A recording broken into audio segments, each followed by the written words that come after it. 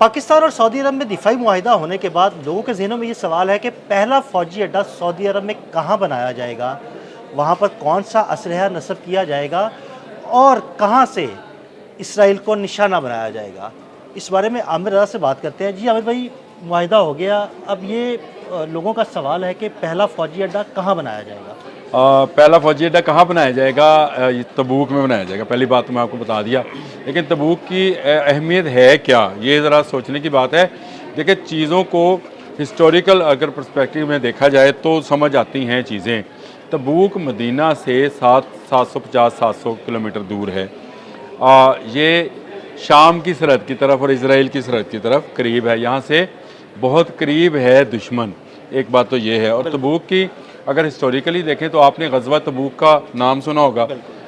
یہ نبی اکرم صلی اللہ علیہ وآلہ وسلم کے دور میں خبریں آئیں کہ جو رومی لشکر ہے وہ مسلمانوں کے خلاف بہت بڑی تعداد میں جمع ہو رہا ہے۔ یہ چیزوں کو ذہن میں رکھیے گا، میں بولتا چلا جاؤں گا، اگر آپ کے پاس ٹائم ہوگا تو میں آپ کو تفصیل بھی بتاتا چلوں گا ساتھ ساتھ۔ رومی ایک بہت بڑا لشکر تیار کر رہے ہیں اور مسلمانوں پر اس وقت غربت تھی، سچی بات آپ کو، اور اس وقت ایسے حالات نہیں تھے کہ ایک بڑی جنگ کے ہم متحمل ہو سکتے ہیں۔ لیکن اس کے باوجود نبی اکرم صلی اللہ علیہ وآلہ وسلم نے پہلی مرتبہ مدینہ پاک کی گلیوں میں یہ اعلان کرایا کہ وقت جہاد آ گیا، اور مسلمان جو ویل آف تھے، جیسے حضرت معاذ بن جبل تھے، ابو بکر صدیق تھے، عثمان غنی تھے، وہ تجارت کیا کرتے تھے یہ سارے، اور ان سے کہا گیا کہ مالی معاونت بھی کریں۔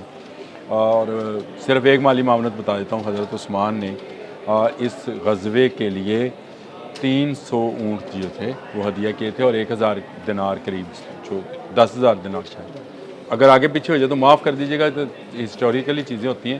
بالکل دینار جو تھے وہ دیے تھے، اور اسی طرح ابو بکر صدیق، معاذ بن جبل، اس جیسے ویل آف جو صحابی تھے تمام، انہوں نے پیسے سے مدد کی، اور مسلمان ایک بڑا لشکر تیار کرنے میں کامیاب ہو گئے، جو کہ 30,000 صحابیوں پر مشتمل تھا۔ یہ اتنا اہم تھا کہ قرآن پاک کی سورہ توبہ میں پیچھے رہ جانے والوں کے لیے وعید آئی۔ اور آپ کو پتہ ہے سورہ توبہ واحد سورہ ہے جس کے شروع میں بسم اللہ الرحمن الرحیم نہیں ہے، اور یہ واحد سورہ ہے جس میں اللہ پاک اپنے غضب کا اظہار شروع میں ہی کرتے ہیں۔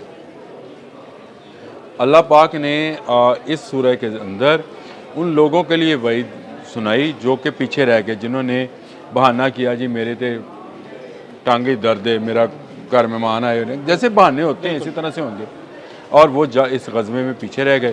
نبی اکرم صلی اللہ علیہ وسلم اپنی فوجوں کو لے کر نکلے اور جا پہنچے کہاں، جس کا ذکر آپ نے کیا کہ وہاں پہلا فوجی اڈہ بننے جا رہا ہے، تبوک میں۔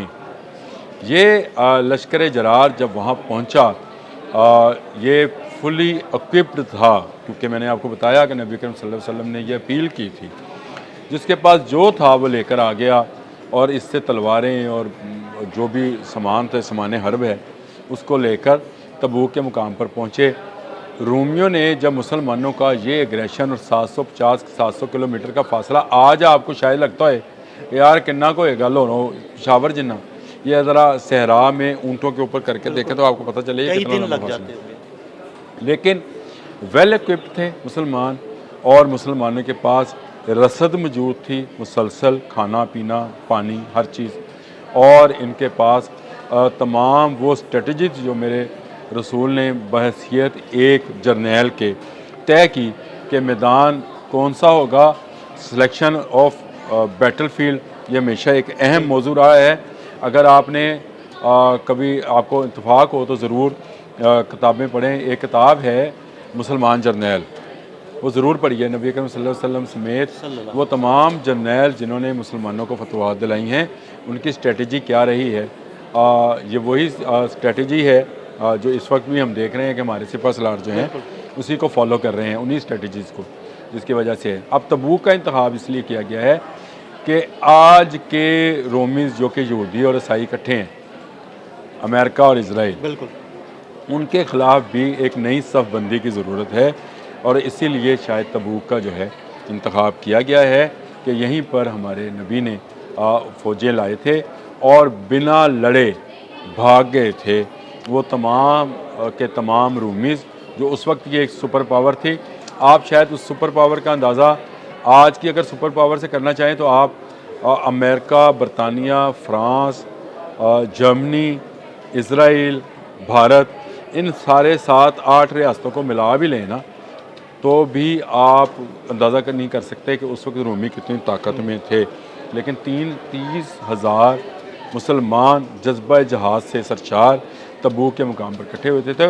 اسی لیے یہ خبریں آ رہی ہیں کہ تبوک ایک ایسی جگہ ہے جہاں پر اب پہلا فوجی اڈہ جو ہے بنے گا. اور اس میں مزائل جو ہیں وہ کون کون سے ہوں گے یہ بھی میں آپ کو بتا دیتا ہوں.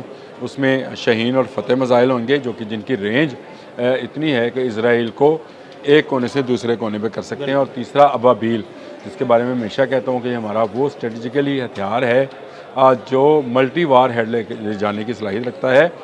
اور یہ ملٹی ایٹمی اور روایتی وار ہیڈ جو ہیں بیک وقت ایک میزائل سے آپ کئی شہروں کو نشانہ بنا سکتے ہیں. گزرتے گزرتے پھینکتا جائے گا، ہاتھ نہیں آئے گا. بالکل. اور اس کی دوسری اہمیت جس کا میں نے شروع میں ذکر کیا تھا کہ یہ مدینہ پاک سے 700-750 کلومیٹر دور ہے. اس لیے کسی دشمن کی گندی نظر جو ہے ہمارے ان مقدس شہروں کی طرف نہ اٹھے.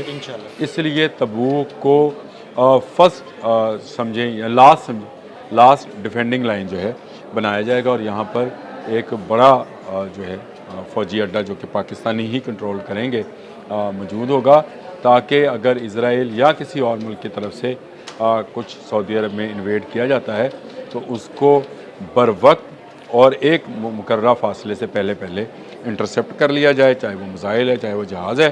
تو اس کے بننے کے بعد میں یہ سمجھتا ہوں کہ سعودی عرب جو ہے وہ اب میں نے اس پر ایک ویلاگ کیا بھی ہے کہ ایک ایٹمی شیلڈ کے اندر آ گیا ہے.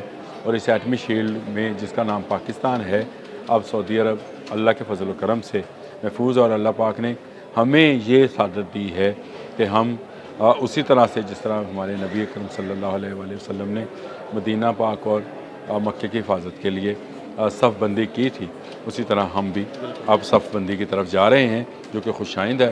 اور یہ صف بندی انشاءاللہ تعالی دشمن کے نپاک عزائم کو روکے گی. بہت شکریہ انور جی. بالکل تبوک وہ مقام ہوگا جہاں پر پہلا فوجی اڈہ قائم کیا جائے گا اور وہیں سے ہی اسرائیل کو تباہ و برباد کر دیا جائے گا.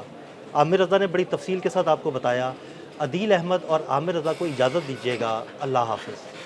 ویل ایکوپڈ تھے مسلمان اور مسلمانوں کے پاس رسد موجود تھی، مسلسل کھانا پینا پانی ہر چیز. اور ان کے پاس تمام وہ اسٹریٹجیز جو میرے رسول نے بحیثیت ایک جرنیل کے طے کی